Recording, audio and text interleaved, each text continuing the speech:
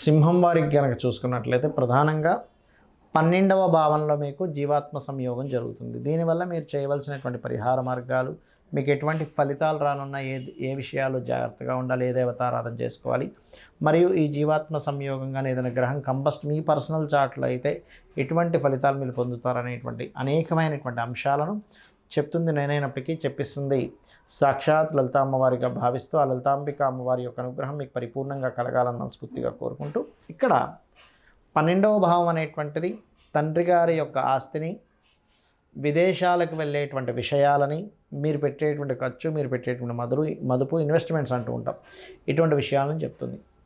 అయితే ఇది 12వ భావం అనేటువంటి సేవాభావం కూడా. మీ సింహం నుంచి పంచమ అష్టమాధిపతి కంబస్ట్ అయ్యాడు. అంటే ఏమిటి? ముఖ్యంగా పంచమాష్టమాల్లో ఏముంటుంది అంటే సహజంగానే సింహలగ్నం వారి సింహరాశి వారికి న్యాచురల్గానే 2, 5, 8, 11 కాంబినేషన్ ఉంటుంది. అయితే ఇక్కడ షేర్ మార్కెట్లో అందులో ముఖ్యంగా బంగారం మీద ఇన్వెస్ట్మెంట్ చేస్తున్నారు, ఇక్కడ చాలా జాగ్రత్తగా ఉండాలి. ఎందుకు అంటే మీకు మీ జాతక చక్రంలో కనుక రవి పొజిషన్, గురువు పొజిషన్ బాగుంది, రవి గురువుల యొక్క రాశిలో ఎటువంటి ఇబ్బంది లేదు, ఏం టెన్షన్ అక్కర్లేదు, చక్కగా ఇన్వెస్ట్మెంట్ చేయడం వల్ల మంచి డబ్బులు కూడా వస్తాయి. కానీ ఇక్కడ గురువు కంబస్ట్ అవుతున్నాడు కాబట్టి గోల్డ్ రిలేటెడ్ కాస్ట్లీ ఐటమ్స్ మీద, ఇలాంటి వాటి మీద బాండ్స్ అవి కొంటూ ఉంటాం ఒక్కోసారి షేర్ మార్కెట్లో. కొనేటప్పుడు 1కి 4 సార్లు ఇంకా ఏమైనా రేటు తగ్గుతుందా, కొంచెం వెయిట్ చేస్తుందా, లేకపోతే పెరుగుతుందా అని ఒకసారి అబ్జర్వేషన్స్ తెలుసుకొని కొనండి. అదేవిధంగా సేవా సంబంధించినవి, ఇప్పుడు చూడండి సూర్యాలయానికి వెళ్ళారు, లేకపోతే ఏ దత్తాత్రేయ ఆలయానికి వెళ్ళారు, అక్కడ మీరు ఏదైనా సేవ చేసినట్లయితే ఈ యొక్క గురువు యొక్క కంబస్ట్ అంటే గురువు యొక్క అస్తంగత్వ దోషం అనేటువంటిది తగ్గుతుంది, గుర్తుపెట్టుకోండి. అలాగే మరొక విషయం ఏంటి అని చెప్పి చూసుకున్నట్లయితే, ఎప్పుడైతే ఈ రవి గురువుల యొక్క సంబంధం 12వ స్థానంలో ఉందో, ఈ పంచమ అష్టమాధిపతి అయినటువంటి గురువు ఏదైతే రవితో కలిసి ఉంటున్నాడో, 12వ స్థానంలో ఉంటున్నాడో, మీరు విదేశాలకు వెళ్ళాలనేటువంటి ప్లానింగ్స్ ఏవైనా ఉన్నా కూడా 1కి 4 సార్లు అక్కడికి వెళ్ళడం వల్ల నిజంగానే బాగుంటుందా. ఒక్కోసారి చూడండి కొంతమంది వెళ్తారు, అక్కడ బోల్డ్ డబ్బులు ఖర్చు పెట్టేసుకుంటారు, ఉద్యోగం రాలేదని మళ్ళీ వెనక్కి వస్తారు, 20 లక్షలు 30 లక్షలు ఖర్చు అయిపోతాయి. ఎందుకంటే అక్కడ కాస్ట్ ఆఫ్ లివింగ్ చాలా ఎక్కువ కాబట్టి 4 నెలలు ఉన్నా అయిపోతాయి డబ్బులు. కాబట్టి ఈ యొక్క విషయాల్లో చాలా చాలా చాలా జాగ్రత్తగా ఉండండి. తండ్రి గారి ప్రాపర్టీ విషయంలో ఏదైనా సేల్ చేస్తున్నారు, లేకపోతే దాన్ని ఏదైనా డెవలప్ చేస్తున్నారు, అక్కడ మీరు చేసే ఇన్వెస్ట్మెంట్స్ విషయంలో చాలా కేర్గా ఉండాలి. సంతానం విషయంలోని, సంతానం యొక్క ఎడ్యుకేషన్ విషయంలో కూడా కొద్దిగా జాగ్రత్తగా ఉండండి. ఇక మీరు నిత్యము చేయవలసిన దేవతారాధన ఏమిటి అని చెప్పి చూసుకున్నట్లయితే కాలభైరవుడి యొక్క అష్టకం చేసుకోండి, దత్త చరిత్ర పారాయణం చేయండి. నవగ్రహాల్లో ముఖ్యంగా రవి, గురువు ఈ 2 గ్రహాల దగ్గర దీపారాధన చేస్తూ సూర్య నమస్కారంలో దత్త చరిత్ర పారాయణం చేయండి, అన్ని విధాలు బాగుంటుంది. గోచారంలో జరిగేటువంటి గురువు కానీ శుక్రుడు కానీ ఉన్నప్పుడు దాన్ని మౌఢ్యమి అంటారు. మన జన్మజాతకంలో ఏదైనా ఒక గ్రహం కనుక సూర్యుడికి దగ్గర డిగ్రీల్లో, అంటే మౌఢ్యమి కానీ ఇవన్నీ ఎందుకు వస్తాయంటే 8 డిగ్రీల లోపల కనుక ఉన్నట్లయితే, 8 నుంచి లోపల ఉన్నట్లయితే దాన్ని మౌఢ్యమి, అస్తంగత్వ దోషము అంటారు పర్సనల్ చార్ట్లో. ఇలా అస్తంగత్వ దోషాల్లో మనకి బుధుడు తప్ప మిగతా గ్రహాలన్నీ అస్తంగత్వ దోషంలోకి వెళ్ళిపోతాయి. బుధుడు కూడా వెళ్తాడు కానీ అంత ఎక్కువగా వెళ్ళదు, బుధుడు యొక్క ప్రభావం ఉండదు. అయితే ఇక్కడ మనం ఒక్కొక్క గ్రహము అస్తంగత్వంలోకి వెళ్ళడం వలన ఒక్కొక్క ఫలితాలు వస్తాయి. ఆ విషయాలు జాగ్రత్తగా ఉండాలి. మీ పర్సనల్ చార్ట్లో గుర్తుపెట్టుకోండి. అది భావం ఏ భావంలో ఉందనేది వంటిది 12 భావాలు చూసుకుంటూ ఒక్కొక్క గ్రహం బట్టి కూడా ఉంటుంది. ఉదాహరణకి గురువే అనుకుందాం. మీ జన్మజాతకంలో గురువు ఏ ఆధిపత్యం వహించాడో, గురువు కనుక ఒకవేళ అస్తంగత్వ దోషం ఏర్పడితే ఏమవుతుంది అంటే, మీరు ఏదైనా స్కూల్స్ కాలేజ్ నిర్వహణ చేసేటప్పుడు కొన్నిసార్లు ఒక్కోసారి చూడండి మనం బంగారం కొంటూ ఉంటాం. గురువు అస్తంగత్వ దోషంలో మీ జన్మజాతకంలో ఉన్నట్లయితే గోల్డ్ మీద ఇన్వెస్ట్మెంట్ చేయడం అంత శ్రేయస్కరం కాదు.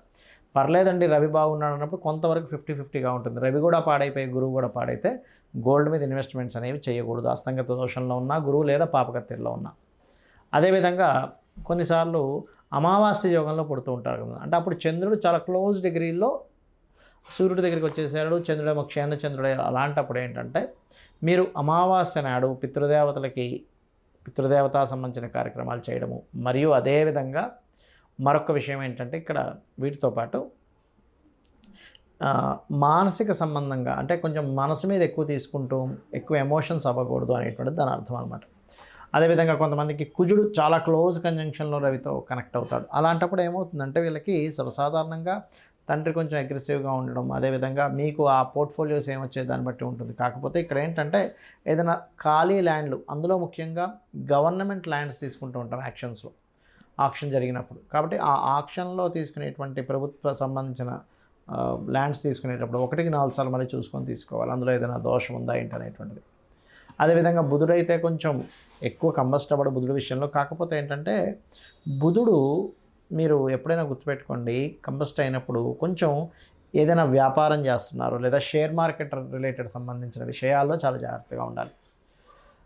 అదేవిధంగా శుక్రుడు అనుకోండి, వివాహము, చాలామందికి శుక్రుడు కనుక క్లోజ్ కంజంక్షన్లో కనుక రవితో ఉన్నట్లయితే అప్పుడు ఏమవుతుంది అంటే మీకు అది వివాహము, వివాహ జీవితము, స్పర్మ్ కౌంటింగ్ తక్కువగా ఉండడము, లేకపోతే కొంతమందికి లేడీస్కి అయితే వాళ్ళకి చూడండి ఒక్కోసారి వాళ్ళు ఈ thyroid related issues, హార్మోనియల్ related issues వస్తూ ఉంటాయి. శని కనుక అయినట్లయితే సహజంగా చెప్పాలంటే శని రవుల కలయిక ఈజ్ సమ్ టైమ్స్ కొంచెం గట్టిగా ప్రయత్నం చేస్తే గవర్నమెంట్ జాబ్ వస్తుంది. కాకపోతే తల్లిదండ్రులు అంటే తండ్రితో కొంత తెలియని విభేదాలు రావడము, కొంచెం జాబ్లో ఒక్కొక్కసారి మనం చూస్తూ ఉంటాం, పలానా జాబ్ దగ్గరికి వెళ్ళామండి అక్కడ స్ట్రక్ అయిపోయానంటూ ఉంటాం. అయితే ఇక్కడ ఏంటి, శనితో పాటు అది దశమాధిపత్యం కూడా వస్తే ఇంకెక్కువ వస్తుంది దాని ప్రభావం. రాహువు కేతు అయితే గ్రహణ సమయాలు అవి పెద్దగా కంబస్ట్ అవ్వవు దీనికి, ఎందుకంటే ఛాయాగ్రహాలు నిజమైనటువంటి గ్రహాలు కావు నోట్స్ కాబట్టి. అయితే ఇక్కడ ఏంటి, ఏ భావంలో మీకు అస్తంగత్వ దోషం ఏర్పడింది. ఇప్పుడు మనం చెప్పుకుంటున్నాం మేషం వారికి అయితే 4వ స్థానము, వృషభం వారికి అయితే 3వ భావంలో ఉన్నది రవి గురువులు, మిథునంకి అయితే 2వ స్థానము, కర్కాటకం అయితే రాశిలోనే, సింహానికి అయితే 12వ స్థానము, కన్యకి అయితే 11వ స్థానం, ఇలా చెప్పుకుంటున్నాగా. అలాగే మీ లగ్నం నుంచి, లగ్నం వేరు రాశి వేరు గుర్తుపెట్టుకోండి, మీ లగ్నం నుంచి ఒక గ్రహము కంబస్ట్ అయినప్పుడు అది ఏ భావంలో అయిందే చూసుకోవాలి. లగ్నంలో అయిందనుకోండి జీవుడికి అది ఎఫెక్ట్ ఎక్కువ ఇస్తుంది. ధనస్థానంలో అయితే అదే గ్రహము తత్సంబంధించినటువంటి ధన సంబంధించిన విషయాల్లో జాగ్రత్తగా ఉండాలి. 3 అయితే అన్నదమ్ములు కమ్యూనికేషన్స్ విషయాల్లో, 4 అయితే ప్రాపర్టీస్ కొనుగోలు చేసే విషయంలో, 5 అయితే సంతానం విషయంలో లేదా ప్రేమ వ్యవహారాల విషయంలో, ఏదో ప్రేమ వ్యవహారాలకు సంబంధించిన విషయాల్లో వెళ్ళి ఇరుక్కుపోవడం ఇట్లాంటివి జరుగుతూ ఉంటాయి. అదేవిధంగా 6 అనుకోండి, రుణాలు ఇవ్వడం, రుణం తీసుకోవడం వల్ల. సప్తమం అయితే వివాహం ద్వారా కొంతమందికి ఏదో స్ట్రక్ అయిపోయినట్టుగా అయిపోతాయి కొన్ని లైఫ్స్. అష్టమం అయితే తాతగారు ఆస్తి, కొంత రీసెర్చెస్ వల్ల రీసెర్చ్ అవ్వకపోవడం వల్ల మేము స్ట్రక్ అయిపోయాను అని ఇలా ఉంటూ ఉంటుంది. 9వ స్థానం అయితేనేమో తండ్రి స్ట్రక్ అయిపోవడము, అంటే తండ్రి అతని లైఫ్లో చాలా విషయాలు స్ట్రక్ అయిపోయినట్టుగా మనం తీసుకోవాలి. అదేవిధంగా హైయర్ ఎడ్యుకేషన్ బ్యాక్లాగ్స్ ఉండిపోవడం, ముందుకు కదలకపోవడం, ఏదో కారణాల వల్ల ఇబ్బంది వస్తూ ఉంటుంది. దశమ స్థానం అయ్యి అందులో ముఖ్యంగా శని అయితే వీళ్ళు ఉద్యోగం చేసే విషయంలో ముందుకు వెళ్ళలేకపోతుంటారు. అప్పుడు వ్యాపార యోగం ఏమైనా ఉందేమో చూసుకోవాలి. లాభం అయితే వ్యాపార స్థానాలు ఏదైనా ఒక లాభం ఆశిస్తున్నాము, ఎక్స్పెక్టేషన్ చేస్తున్నాము, అప్పుడు ఇబ్బంది వస్తుంది. 12వ స్థానం అయితే ఇన్వెస్ట్మెంట్ చేసేటప్పుడు పర్టికులర్గా ఆ మహాదశలు అంతర్దశలు, ఇప్పుడు ఎగ్జాంపుల్ ఒక గ్రహం ఏదైనా కంబస్ట్ అయింది అంటే అస్తంగత్వ దోషంలోకి వెళ్ళిపోయింది, దాన్ని గోచారంలో మౌఢ్యమి అనే పదంతో వాడతాం. ఇప్పుడు ఆ అస్తంగత్వం దోషంలోకి వెళ్ళిపోయినటువంటి ఆ యొక్క గ్రహం ఏదైతే ఉందో అది పర్టికులర్గా మీకు ఏ భావ సంబంధంగా ఉందో చూసుకోవాలి. ఇప్పుడు 12వ భావ సంబంధంగా ఉందనుకోండి, అప్పుడు ఇన్వెస్ట్మెంట్స్ ఆ పర్టికులర్ మహాదశ అంతర్దశలో పనికిరావు, గుర్తుపెట్టుకోండి. ఇది గోచార పరంగా కొంత పని చేస్తుంటుంది, దీని పరంగా పనిచేస్తుంది. అంటే ఎలా అంటే ఇప్పుడు చిన్న ఎగ్జాంపుల్ చెప్తాను నేను మీకు. మీరు ఒక ప్రాంతం నుంచి మరొక ప్రాంతానికి వెళ్ళాలి, దానికి ఒక 3-4 వేస్ ఉన్నాయి వెళ్ళడానికి, కానీ 3-4 త్రోవలు ఉన్నాయి. కానీ మీరు వెళ్ళే త్రోవ మీకు ముందుగానే ఏమంటే అక్కడంతా వర్క్ నడుస్తుంది, రోడ్ అంతా క్లోజ్ ఉందని ఒక 2-3 కిలోమీటర్ల ముందే తెలిసింది అనుకోండి, మీరు ఏం చేస్తారు, అమ్మ అటు వెళ్తే కష్టమైతే అయితే ఇంకో రూట్లోంచి వెళ్ళిపోతారు. ఎలాగైతే మీరు వెళ్ళేటువంటి జర్నీలో ఒక కార్లోనో బైక్ మీద వెళ్ళేటప్పుడు ముందుగా తెలిసి అంత దూరం వెళ్ళి అయ్యో బ్లాకేజ్ ఉందా అని వెనక్కి వచ్చి మళ్ళీ ఇంకో రూట్లో వెళ్ళడానికి ఎలా అయితే మీకు పెట్రోలు, మనీ, శ్రమ సేవ్ అవుతాయి, ఇది ముందుగా తెలుస్తాయి. అలాగే జ్యోతిష్ శాస్త్రంలో కూడా మీకు పలానా మహాదశ అంతర్దశ వస్తుంది, ఇది ఇక్కడ కంబస్ట్ అయ్యి ఉంది, లేకపోతే ఈ గ్రహం ఇలా ఉంది, కాబట్టి మీరు ఈ విషయంలో జాగ్రత్త తీసుకోండి, ఖచ్చితంగా బాగుంటుందని చెప్పేదే జ్యోతిష్ శాస్త్రం.